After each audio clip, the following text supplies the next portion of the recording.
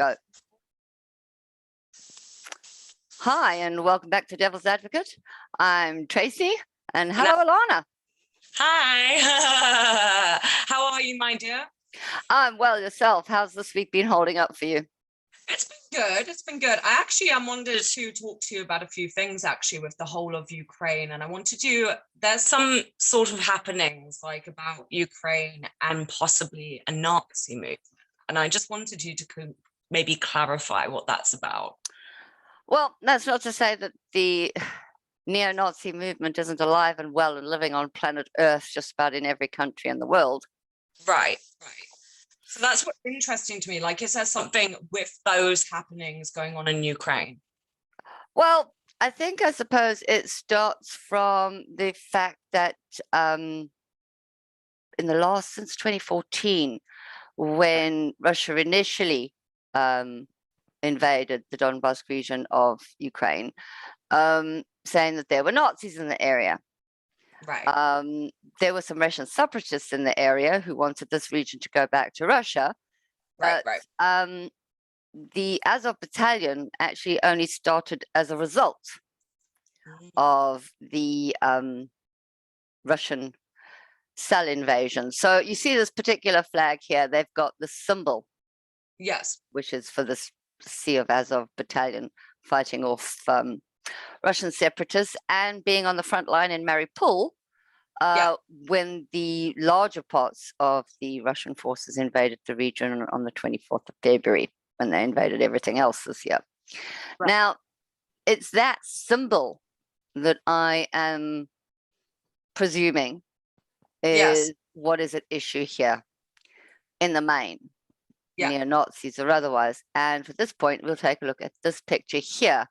And this is from a Guardian article out of the UK 2019 of the types of symbols used in Nazism and neo-Nazism with regards to who they are. And at the bottom here, bottom row, you've got third symbol in. It's called the wolf's hook. Yes, I see that now. Yes. Okay. And that particular symbol, I'm not entirely sure what it means, but of course, turn it slightly on its side. Right. And voila, you have your Nazi symbol. So the battalion has subsequently said, yes, they probably do. They're trying to eliminate the more Nazi forces.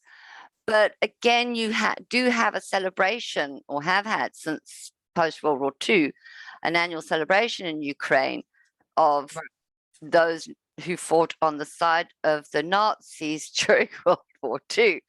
It's by comparison to the 44 million people that currently were residing in Ukraine before Russia invaded.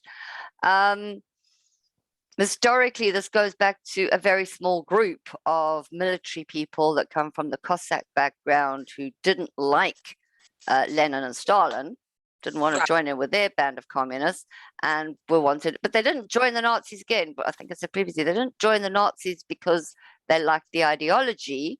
They just didn't like the Russians.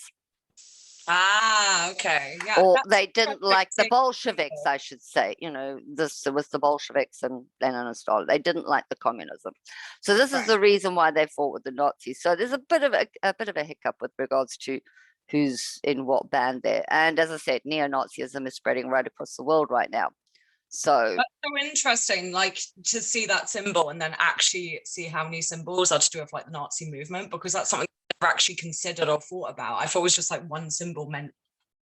Well, you've got to even remember that, where are we? Go back to this picture again. If you take a look at the swastika, that is that's the Hindu swastika, which means a totally different thing. Right. Got you. Got you. That's the Hindu swastika is all about peace and love and all of that stuff.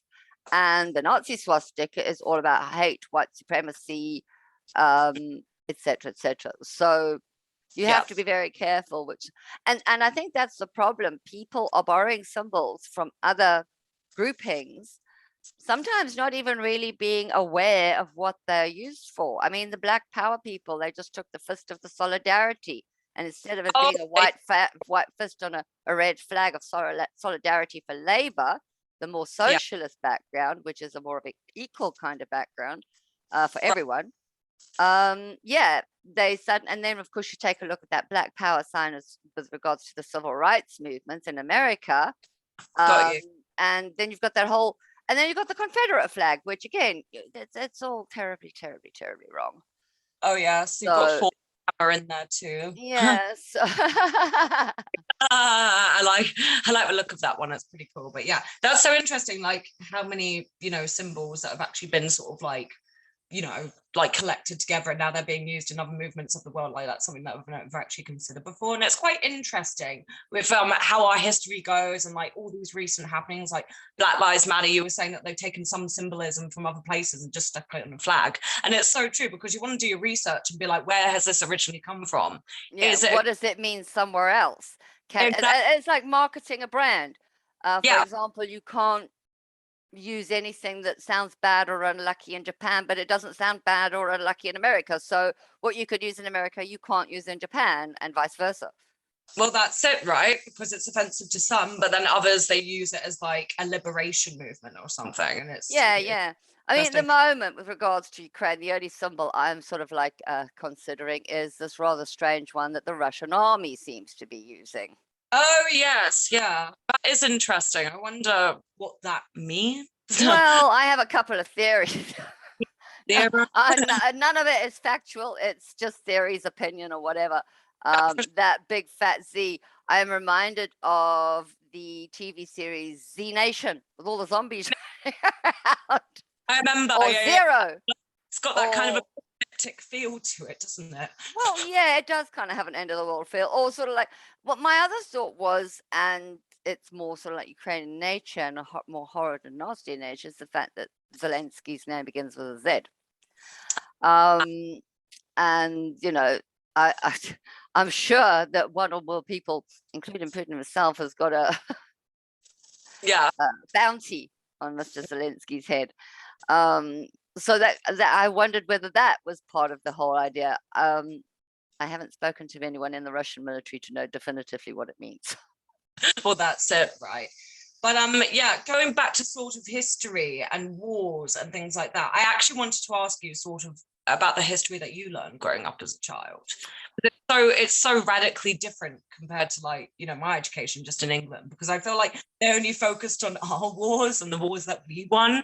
Well, I think that goes for everyone. But on that particular note, we should probably head off to part 2 to discuss history and stuff like that.